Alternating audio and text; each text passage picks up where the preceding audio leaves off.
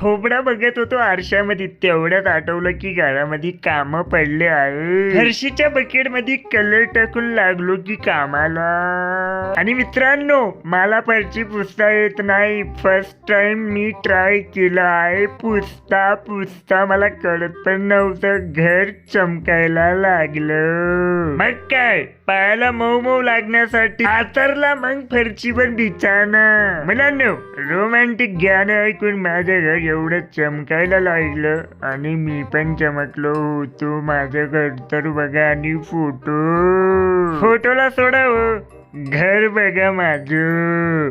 मग काय, गोरसपाक बिस्किट सोबत दुधाला गरम करून गोरसपाक बिस्किट खायची तयारी केली. मग काय, खूप भूक लागली, मग गोरसपाक बिस्किट खाल्ल्याबरोबर झोपलो. आजचा ब्लॉग कसा वाटला कमेंट मध्ये नक्की सांगा.